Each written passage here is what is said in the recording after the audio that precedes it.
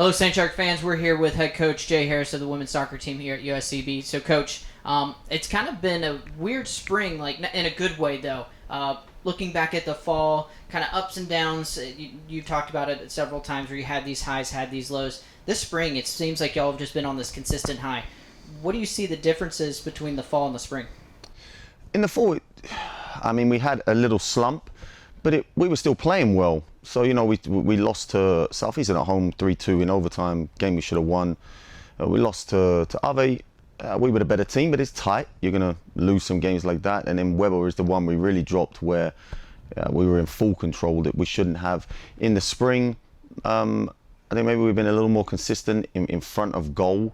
And we had a little bit of time before our games to work on some things, whereas in the fall we had a few issues leading up to season, so we wasn't able to train for a period of time, a couple of weeks, and so we're really going out there, and I wasn't able to try people in different positions and see where the chemistry worked. And so you're doing that during the course of the season in games, and because we had a few weeks before the games in the spring, we really cemented down how we want to play, what we want to do, and it seems to be coming to fruition. So it's been a little while since we've kind of talked and caught up. So Edward Waters, a 2-game stretch right there, really big statements with both of those games. One of the biggest people on that, you can look at everyone, but Mari Calvatin, National Player of the Week, first ever in USCB history, broke the single season's goal score, points, everything in that one. What have you seen for her, specifically this spring? Mari was playing well in the fall also, as well as the people around her, but didn't get as many goals obviously as the spring. I just think it's a testament to the team. Like I said in the previous interview after the game, she's not able to do what she does alone. She has players around her that are able to help facilitate her getting into the positions where she can score. So it's a great achievement for this program.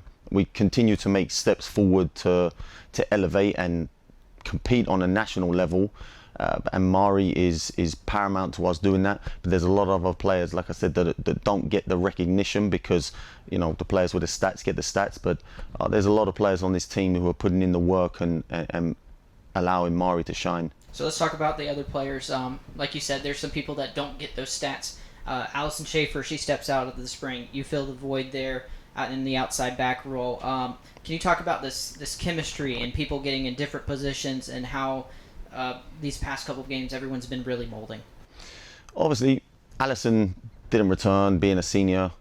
She could have, but she graduated in December, and I respect that. We actually, there's no seniors that chose to return. They've gone on and really focused on school, which I again respect.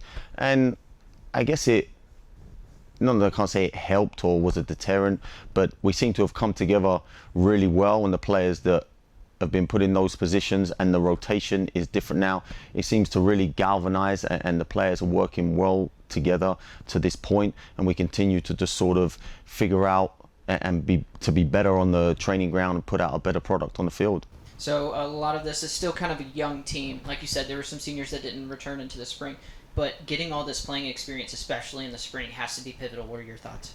100%. I think we've been young for a few years now, with a lot of recruitment coming in since I took over. So, we had a couple of transfers coming in, but the team is young. We probably had, I think, six or seven new starters, with a couple being transfers and the rest being freshmen.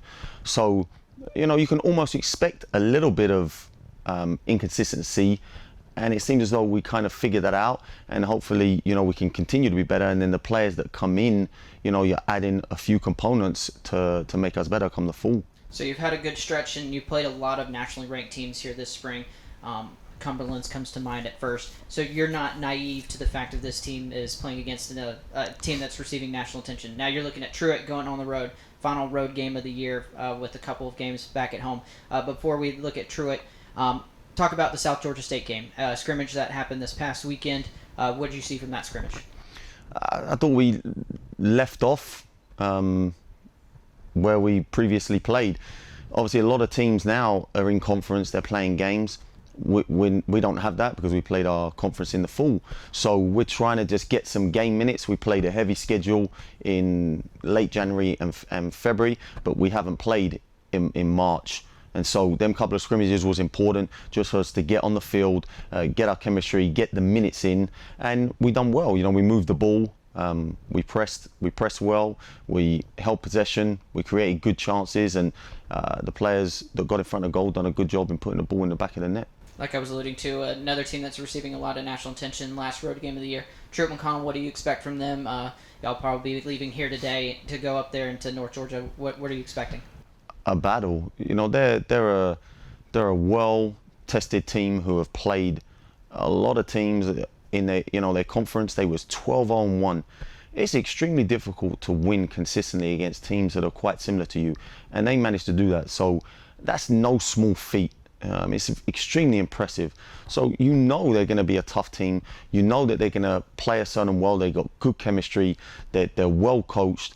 They're number 25 in the country right now. But it's a great opportunity for us to go there. And really, to me, it's shocking the country because, you know, we're trying to put ourselves on the map, trying to be recognized as a program that can compete nationally. And we've got so close over the course of this year. And this game is the opportunity where we can go and we can do something special, and this team can cement themselves in history of this program, and hopefully moving forward it can put us in a great position to make the national tournament. But it's about going there really and just doing the fundamentals, executing on what we've done on the practice field, and coming through in the game. Well, we're excited to watch y'all on Saturday. Kickoff in the afternoon over, and you can watch it and follow live at uscbathletics.com. Thank you for the time, and best of luck at Truett. Thank you.